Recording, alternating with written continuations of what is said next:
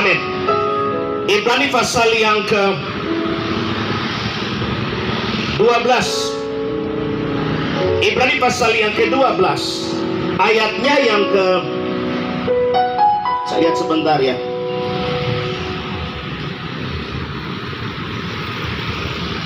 Ibrani pasal yang ke-12, ayatnya yang ke-28. Alkitab katakan di sana, jadi karena kita menerima kerajaan yang tidak tergoncangkan, marilah kita mengucap syukur dan beribadah kepada Allah menurut cara yang berkenan kepadanya, dengan hormat dan takut. Ayat 29, sebab Allah kita adalah api yang menghanguskan. Sekali lagi Alkitab bilang begini, saudaraku, jadi karena kita menerima kerajaan yang tidak tergoncangkan, marilah kita mengucap syukur kepada Allah. Marilah kita mengucap syukur dan beribadah kepada Allah menurut cara yang berkenan kepadanya, dengan hormat dan takut. Haleluya. Sebab Allah kita adalah api yang menghanguskan. Ayat yang ke-26, waktu itu suaranya menggoncangkan bumi, tetapi sekarang ia memberikan janji, satu kali lagi akan menggoncangkan bukan hanya bumi saja, melainkan langit juga. Sebelum saya membahas bagian firman Tuhan ini, kita lihat sebentar bagaimana cerita Daniel ketika Raja Nebukadnezar mendapatkan sebuah mimpi dan penglihatan, dan dia memberikan tugas yang sangat berat bagi setiap ahli nujum, orang-orang pintar, orang-orang bijaksana di Babilonia pada waktu itu.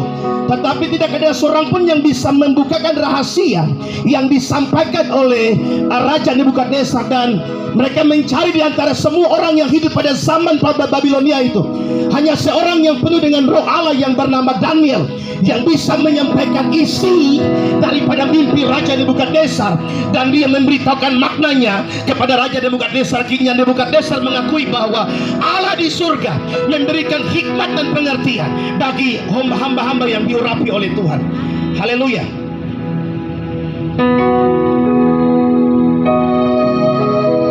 Daniel pasal yang ke 2 ayat yang ke-29, ayat yang ke-28. Tetapi di surga ada Allah yang menyingkapkan rahasia-rahasia. Ia telah memberitahukan kepada Tuanku Raja Nebukadnezar apa yang akan terjadi pada hari-hari yang akan datang.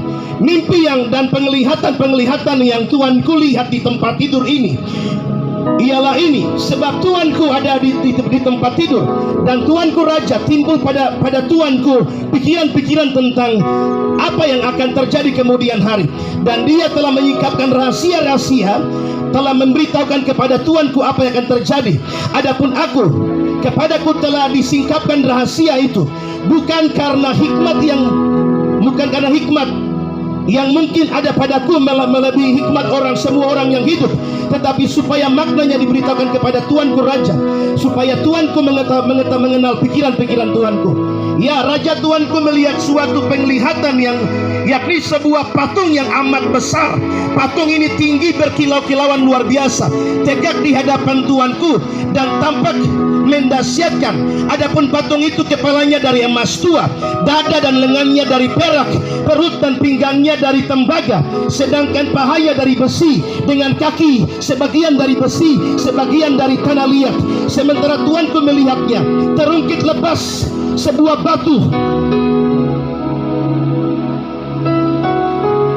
tanpa perbuatan tangan manusia, lalu menimpa patung itu tepat pada kakinya yang dari besi dan tanah liat itu, sehingga remuk.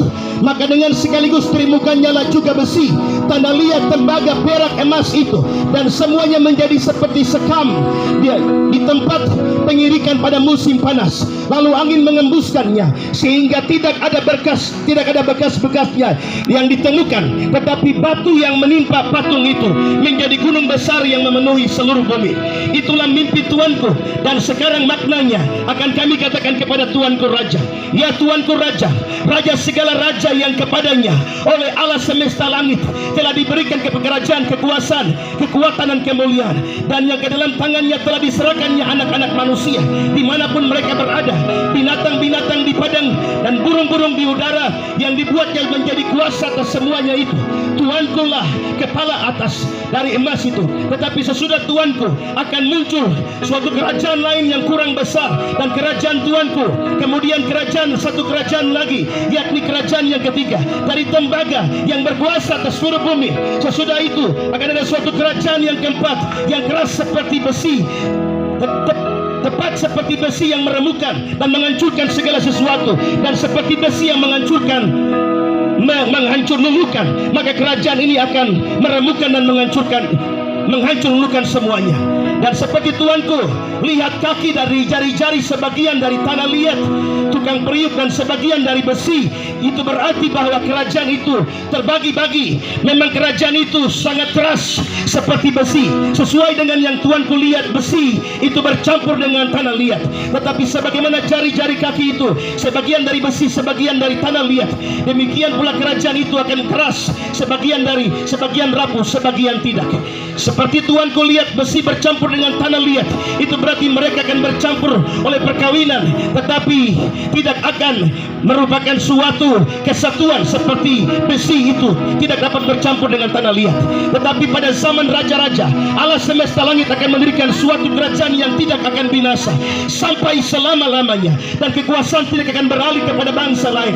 Kerajaan itu akan meremukkan segala kerajaan dan menghabiskan, tetapi kerajaan itu sendiri akan tetap untuk selama-lamanya.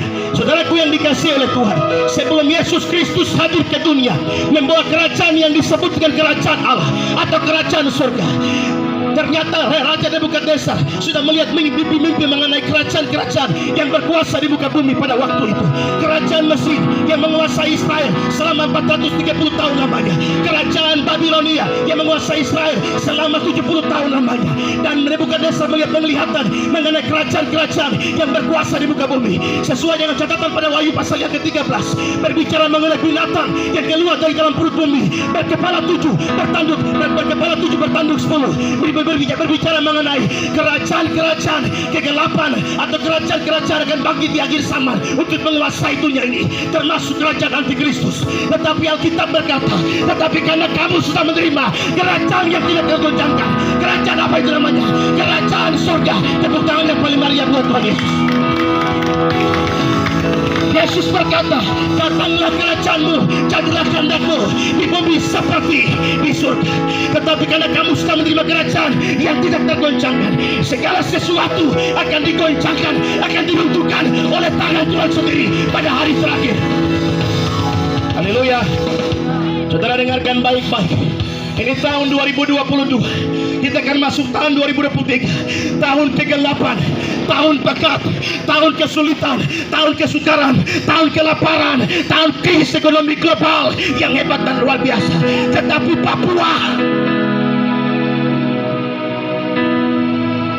Papua kau dengar, hanya karena ada Injil Kristus di atas tanah ini. Hanya karena nama Yesus disebut di atas tanah ini, segala sesuatu boleh digoncangkan. Tapi nama Yesus Kristus, menara yang kuat, yang kokoh, gunung batu yang ajaib, dahsyat dan luar biasa. Daud berkata, orang yang duduk dalam lindungan yang maha tinggi dan bermalam dalam naungan yang maha kuasa akan berkata, tempat perlindunganku dan kubu pertahananku, Allahku yang kupercayai. Saudara dengarkan baik-baik. Kesaksian hamba Tuhan yang tadi dia saksikan kehidupan. Kami berdua saudara rohani yang sangat dekat. Kami selalu cerita. Saya bilang buat dia, karena saya panggil dia adik. Saya bilang, adik, apa yang kau alami, saya tidak bisa alami. Apa yang saya alami, kau tidak bisa alami. Tantangan Abraham berbeda dengan tantangan Ayub. Tantangan Ayub beda dengan tantangan Daniel. Tantangan Daniel beda dengan tantangan siapa lagi? Saya ada Nabi siapa? Nabi Nuh. Setiap kita masing-masing punya tantangan yang berbeda-beda. Tapi kita punya satu Tuhan yang sama. Kita punya Tuhan yang sama. Kita punya Tuhan yang sama. Dia punya nama Yesus Kristus. Segala sesuatu kan digoncangkan oleh Tuhan pada hari terakhir. Tetapi satu kerajaan yang tidak tergoncangkan, namanya kerajaan surga. Ketika kau menerima Kristus Yesus sebagai Tuhan dan Juru Selamat secara pribadi, kau hidup mengasihi Dia, kau hidup bergaul karib dengan Dia. Tidak ada satu hal pun yang bisa menggoncangkan engkau pada hari-hari yang terakhir. Hanya Yesus. Hanya Yesus. Amin. Haleluya. Memang dia lahir di kandang, dia disamakan sejajarkan dengan hewan. Tetapi waktu dia lahir, Alkitab mencatat bahwa surga bertembing sorak.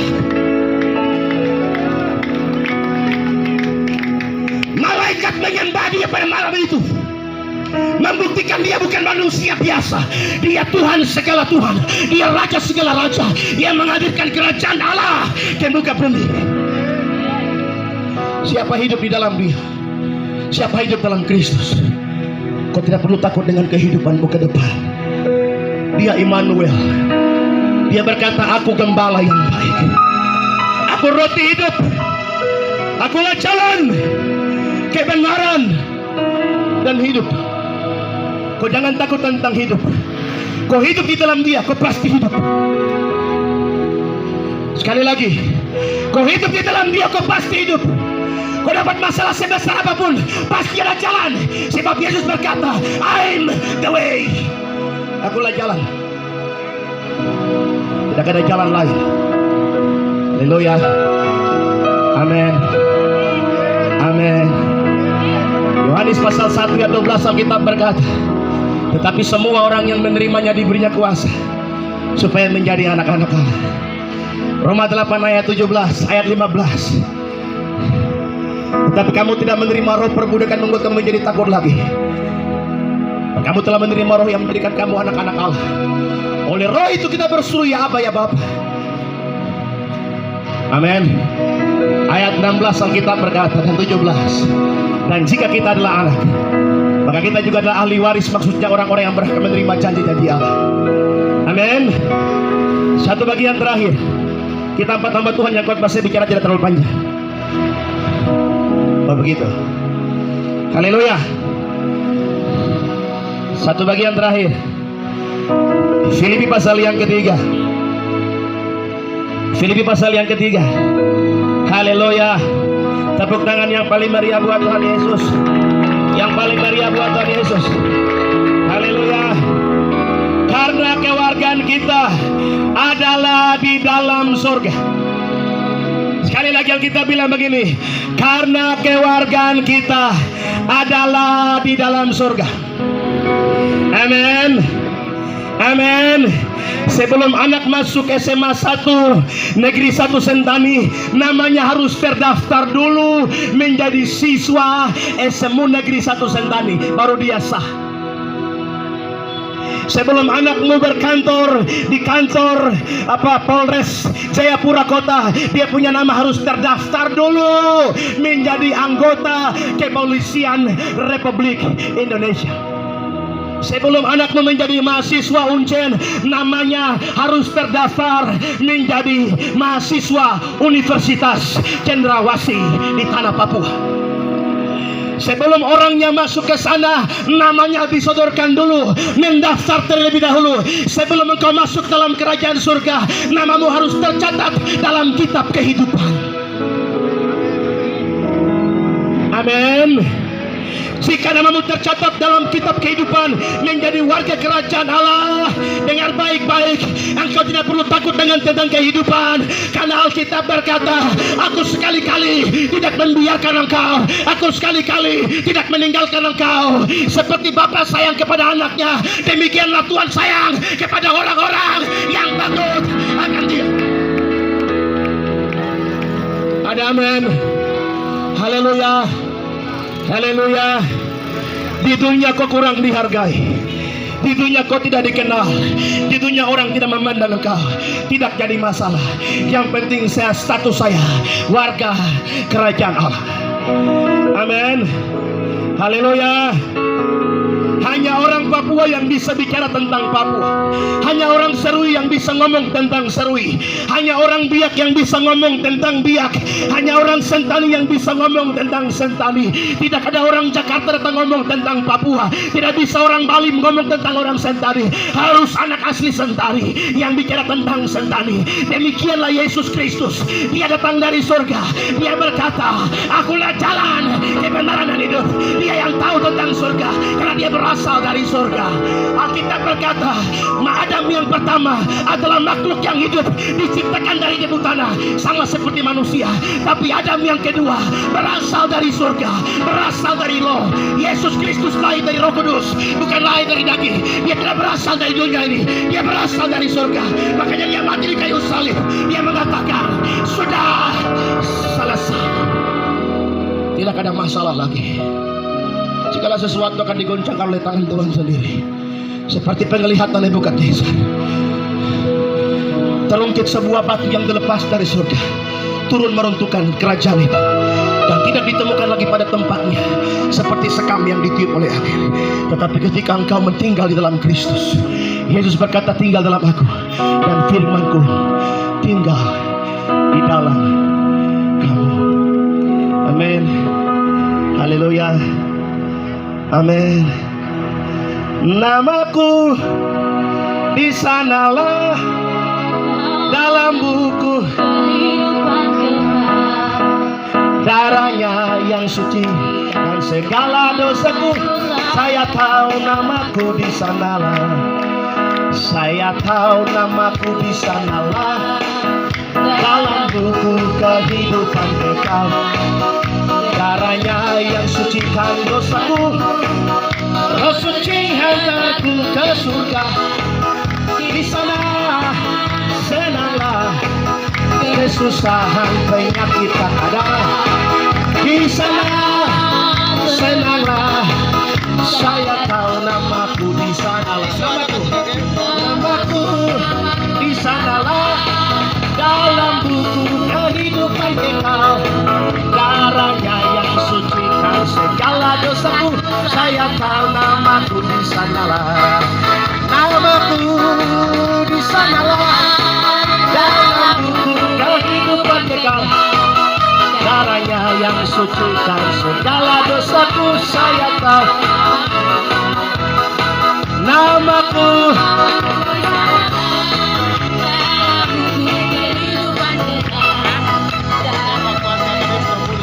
Segala dosaku, darahnya yang sucikan segala dosaku. Amin. Ribuan kali Tuhan selalu berkata, jangan takut. Amin. Jangan takut, aku menyertai engkau senantiasa sampai kesudahan akhir zaman. Saudara punya Tuhan yang besar. Sekali lagi, Papua, engkau khusus, engkau unik, engkau spesial.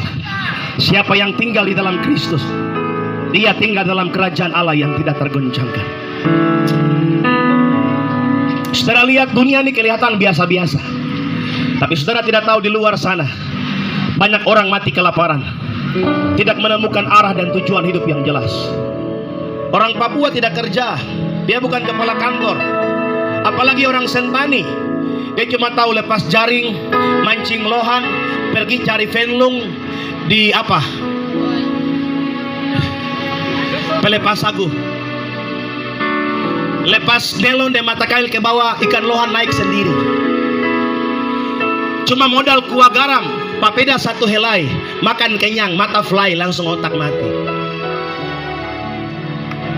Angin tiup di Bunalo, dia makan papeda selesai, perut span, langsung dia terpikir apa lagi. Dia bilang, kui meme, kelimpahan. Makanya orang dari Jawa, Sumatera, Sulawesi, pun Papua, mereka hadir di tanah Papua. Mereka bilang begini, kami hanya mendengar Papua dari jauh. Papua jahat, Papua hitam, Papua garang, Papua membunuh manusia. Tapi mereka datang, mereka lihat, kami menemukan makhluk Tuhan yang jatuh dari surga, tinggal di bumi ini. Itulah Papua. Pegang Injil, pegang Yesus. Engkau orang-orang yang berharga dan mahal di hadirat Allah. Bagi manusia engkau bodoh, bagi manusia engkau kecil, tapi bagi Tuhan engkau berharga. Kenapa? Karena Injil datang cari kau di negeri ini dan menyelamatkan kehidupan kita. Hanya Yesus sumber segala jawaban, hanya Yesus sumber segala kepastian di dalam kehidupan kita.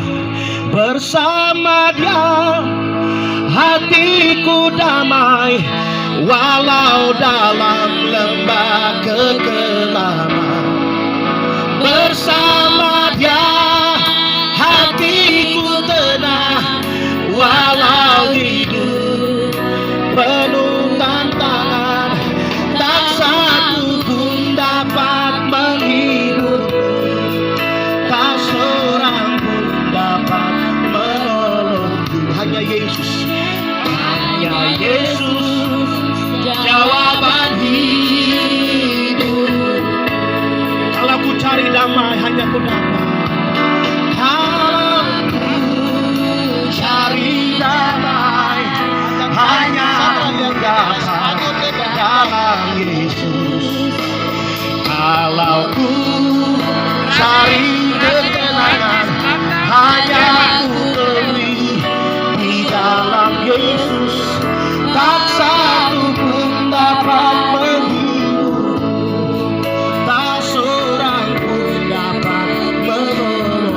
Hanya Yesus, hanya Yesus jawaban yang di seberang jalan. Angkat puja ini sama-sama. Kalau ku cari damai hanya ku dapat dalam Yesus. Kalau ku cari damai hanya ku dapat dalam Yesus. Kalau ku cari ketenangan hanya ku temui di dalam Yesus. Tak satu pun dapat menghibur, tak seorang pun dapat menolong. Hanya Yesus, hanya Yesus jawaban hidup. Angkat tangan sama-sama, katakan dengan iman. Bersama Dia hatiku damai, bersama Dia hatiku damai, walau dalam lembah kegelapan. Bersama Dia hatiku tenang, walau hidup penuh tantangan. Tak satu pun dapat menghibur, tak seorang pun dapat menolong. Hanya Yesus, hanya Yesus jawaban hidup. Bersama Dia, amin amin. Bersama Dia hatiku damai, walau dalam lembah kegelapan. Bersama Dia hatiku tenang, walau hidup penuh dengan tantangan, tak satu pun dapat menghibur, tak seorang pun dapat menolong. Hanya Yesus jawaban hidup. Saudara, engkau pegang di mobil, mobil hanyut. Kau pegang di rumah, rumah akan hangus. Kau pegang harta, harta akan lenyap. Kau pegang jabatan, jabatan akan berhenti. Apa yang kau bisa pegang di dalam dunia ini? Segala sesuatu akan digoncangkan, akan digeserkan, akan diangkat oleh Allah. Tapi firman Allah, nama Yesus, haleluya, nama Yesus.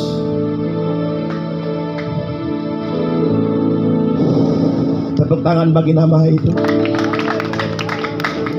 Coba katakan sama-sama dengan saya, Yesus. Yesus.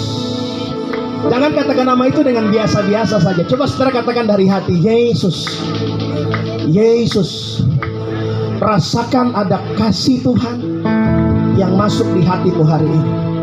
Katakan sama-sama dengan saya, Tuhan Yesus, I love you. Amin. Tuhan Yesus, saya cinta kau karena kau lebih dahulu sudah mencintai saya. Saudara, mungkin kau kecewa dengan suami, mungkin kau kecewa dengan mertua, dengan papa, dengan mama, tapi Yesus tidak pernah kecewakan kau. Berkali-kali kau tinggalkan dia, kau sakit hati, kau jatuh dalam dosa, kau hidup hancur, kau gelap, kau berbuat jahat dan tidak mengasihi dia. Tetapi dia berkata, setiap kali saya baca Alkitab itu saya menangis. Dia bilang begini, marilah kepadaku kamu yang letih, lesu dan berbeban berat, aku akan memberikan kelegaan kepadamu. Kau punya uang 1 miliar, tidak bisa memberikan rasa lega. Kau punya emas 1 kilogram, tidak bisa berikan kau rasa lega. Tapi kalau kau punya Yesus dalam hidup, kau boleh kehilangan segala sesuatu dalam hidup ini, tapi jangan pernah kehilangan Tuhanmu. Dia jaminan satu-satunya dalam hidup kita. Haleluya. Tepuk tangan yang paling meriah buat Tuhan Yesus.